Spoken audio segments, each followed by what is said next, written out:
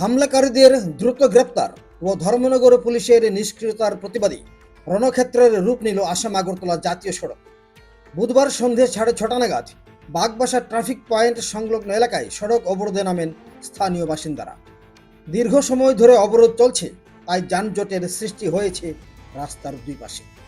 অভিযোগ, গতকাল বাগবাসার বাসিন্দা তপন দাসের উপর এক মর্মান্তিক ও প্রাণঘাতী হামলা চালানো হলেও 24 ঘন্টা পেরিয়ে গেলেও পুলিশ অভিযুক্তদের বিরুদ্ধে কোনো পদক্ষেপ না নেওয়ায় ক্ষোভে ফেটে পড়েন এলাকাবাসীরা। ঘটনার বিবরণে জানা গেছে, বাগবাসা 1 নম্বর ওয়ার্ডের বাসিন্দা তপন দাসের উপর অতর্কিতে হামলা চালায় একদল দুষ্কৃতী গতকাল। অভিযোগের আঙুল উঠেছে দক্ষিণ গঙ্গানগর গ্রাম পঞ্চায়েতের উপপ্রধান জয়কুমার নাথ, তার ভাই জয়দেব নাথ এবং তাদের সঙ্গে থাকা আরও 14 থেকে 15 জন সহযোগীর দিকে। আক্রান্তের পরিবারের দাবি হলো, লোহার রড দিয়ে তপন দাসের উপর ওই নারকীয় অত্যাচার চালানো হয়, এমনকি তার পেটের ভেতরে রড ঢুকিয়ে প্রাণ সংহারের চেষ্টা পর্যন্ত করে অভিযুক্তরা। সেই সময় উপস্থিত কয়েকজন প্রত্যক্ষদর্শী কোনো ক্রমে তাকে উদ্ধার করেন। মারাত্মক জখম অবস্থায় তপন দাস বর্তমানে ধর্মনগর জেলা হাসপাতালে চিকিৎসাধীন রয়েছেন। ঘটনার পর সুবিচারের আশায় আহত তপন দাসের ভাই রতনচন্দ্র দাস সহ পরিবারের সদস্যরা ধর্মনগর থানায় লিখিত অভিযোগ দায়ের করেন। ভারতীয় ন্যায় সংহিতার 58 ধারা সহ 126(2), 117(2), 304(1) ও 3(5) বিএনএস ধারায় মামলা রুজু করা হয়।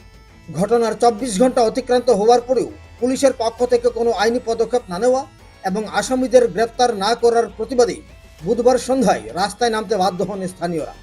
বাগবাসা ট্রাফিক পয়েন্টে আসাম আগরতলা জাতীয় সড়ক স্তব্ধ করে দিয়ে চলতে থাকে বিক্ষোভ। প্রতিবাদ স্থল থেকে আছড়ে পড়ে ধর্মনগর পুলিশ হাই হাই ধ্বনি।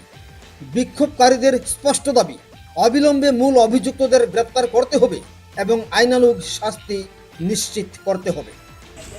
জয়কুমার নাথ এবং তার ভাই জয়দেব নাথ এবং সাথে তার আরও 14 থেকে 15 জন গুন্ডাদেরকে নিয়ে আমার ভাইয়ের উপরে আক্রমণ চালিয়েছিল এবং ভাই বর্তমানে ধর্মনগর ডিস্ট্রিক্ট হাসপাতালে ভর্তি আছে। ওর অবস্থা বেহাল। তাই কালকে আমরা ধর্মনগর পুলিশ স্টেশনে গিয়ে এফআইআর করেছি, কিন্তু পুলিশ এখনও কোনো অ্যাকশন নেয়নি। পুলিশ এখনও কেস রেজিস্টার করেনি, যেটা কি অ্যাটেম্প টু মার্ডারের একটা কেস আমরা দিয়েছিলাম, কিন্তু পুলিশ সেটা এখনও রেজিস্টার করেনি। তাই আমরা বাধ্য হয়ে আজকে রাস্তা আবার কালকে আমরা একবার করেছিলাম।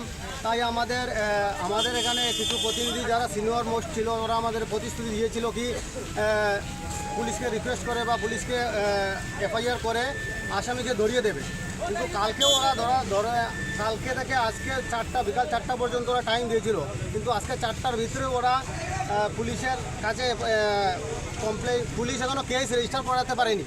তাই আমরা বাধ্য হয়ে আজকে আবার রাস্তা অবরোধ করেছি, যাতে যত তাড়াতাড়ি হোক।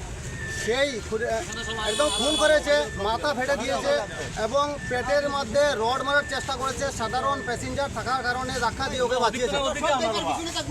টোটালি মার্ডার এবং ডেথ হয়ে গেল না যদি ও একা থাকতো।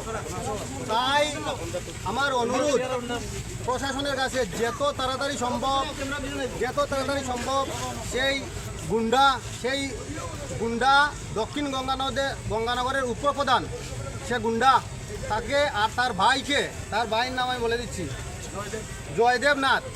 প্রথমত ওরা দুজনকে যত তাড়াতাড়ি সম্ভব, পুলিশ প্রশাসনের কাছে আমার অনুরোধ, যত তাড়াতাড়ি সম্ভব ওদেরকে অ্যারেস্ট করা হোক, কেস ফাইল করা হোক এবং অ্যাটেম্প টু মার্ডারের দ্বারা লাগিয়ে কেস ফাইল করে ওদেরকে অ্যারেস্ট করা হোক। যত সময় অ্যারেস্ট করা হবে না ততক্ষণ আমরা এই রোড অবরোধ করে থাকবো।